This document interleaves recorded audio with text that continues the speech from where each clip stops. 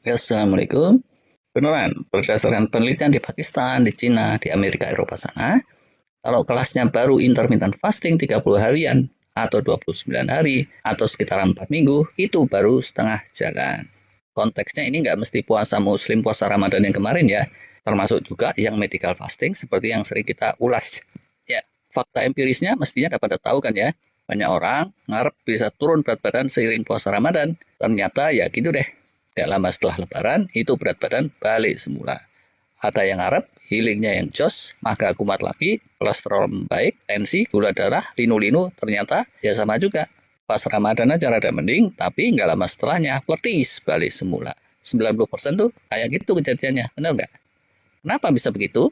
Cari punya cari, saya terus menduga. Bukan saya doang sih yang menduga, tapi para peneliti juga beberapa menyodorkan bukti-bukti empiris bahwa intermittent fasting, semacam puasa Ramadan yang sekitaran 4 mingguan lebih dikit, khususnya kalau cuma menjalani yang wajib-wajibnya saja, itu barulah setengah jalan, yaitu kalau dipandang dari sisi healingnya. Dan kalau mau full, tuntas, nah ini, ada 177 kiat.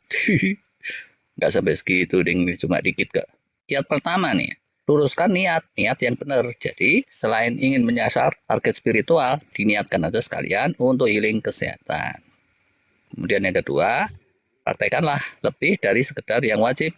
Iyalah ya, kalau cuma niat toh, tapi prakteknya gitu-gitu aja, apa artinya? Selainnya niat, prakteknya juga mesti sejalan dengan niatnya. Praktekin beyond yang wajib. Kayak Ramadan kemarin ya, yang wajib itu cuma dikit loh. Banyak hal sebenarnya itu sunnah, tapi punya hikmah yang jos gandos untuk keperluan healing. Contoh nih ya, bukannya cobalah mengikuti sunnah Rasulullah Shallallahu Alaihi Wasallam. Sama sekali nggak wajib nih, tapi ya kalau mau healing, coba aja. Apakah Rasulullah itu begitu maghrib terus wal-wal makan gorengan? Atau jebret makan nasi goreng sepiring munjung? Atau es campur sekenyangnya yang dilanjut dengan segala macam? Kan enggak. Rasul nggak pernah kebanyakan gula karbo, trans fat juga enggak. Kebanyakan micin aja juga enggak. Terus dehidrasi kurang minum juga enggak. Overeating juga enggak. Nah, apalagi tuh? Banyak lagi yang bisa kita cermati, banyak yang bisa kita contoh. Keduanya, sahurnya juga mengikuti sunnah sedapat mungkin. Secara syariah tuh ya, kalau nggak bangun sahur, itu nggak apa-apa. Atau sahurnya itu malam buta jam 1 malam, jam 2 gitu, nggak apa-apa. Tapi kalau dari sisi ilmu healing, itu bukanlah cara fasting yang optimal. Berikutnya lagi, sepanjang hari mesti ada sikap positif, spiritual positivity mesti kejaga. Nggak usah diterangin lah ya. Kalau stres, marah-marah, galau-galau, healing nggak mungkin bisa kenceng kan ya. Terusnya lagi, nggak boleh mager juga. Sunahnya kan gitu. Puasa atau nggak puasa, kalau kita mau optimal, itu nggak boleh males-malesan, nggak boleh mager. Sholat malam juga itu bagus. Dia itu memberi beban stres pada tubuh kita, tapi stres positif. Dan stres positif kayak gitu, itu memperkuat healing. Bisa di-googling tuh, apa saja manfaat sholat malam untuk kesehatan bejibun. Berikutnya lagi, nggak boleh kurang tidur juga. Rasulullah itu punya kebiasaan, segera setelah Isya, beliau tidur. Bulan puasa maupun di luar Ramadan, Rasulullah punya disiplin tidur seperti itu. Berikutnya lagi, Idul Fitrinya juga mengikuti sunnah.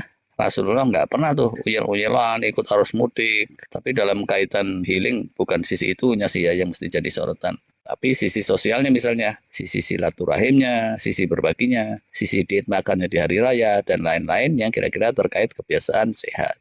Lanjutannya lagi, puasa sawalannya itu juga penting bingit, beneran.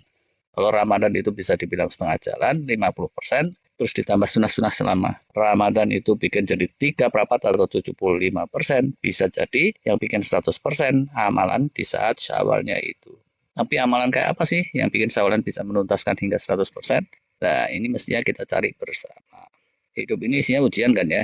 Ujian demi ujian, punjaunya itu sebenarnya di depan mata. Tapi kalau kita nggak cermat, bisa jadi ya kita ini kalah sama orang Madura gitu deh ibaratnya. Lihat rongsokan kapal di pinggir pantai, bagi mereka wah ini cuan nih. Tapi kita bisa nggak lihat.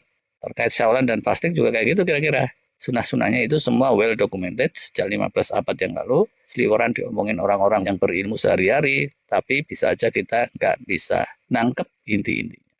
Kita mesti senantiasa terus mencari dan mencari learning untuk mendapatkan ilmu-ilmunya tadi. Gimana caranya? Untuk mengoptimalkan healing dari momen Ramadannya, dari momen Syawalannya, dari intermittent fasting, dari momen-momen lain di bulan-bulan lainnya. Terus kalian aja nih jadi kiat berikutnya, yaitu kita mesti senantiasa berdoa-doa, mohon petunjuk, mohon taufik dan hidayah dari Allah, mohon pertolongan dan pencerahan dari Sang Maha Tahu. supaya ya selain kita bisa menguasai ilmunya tadi, bisa juga mempraktekannya berikhtiar sehingga dari waktu ke waktu makin lama makin baik, makin sempurna. Rada sombong sih kalau kita ini sok tahu dan tidak mendoa untuk mendapatkan pertolongan dan pencerahan, iya kan?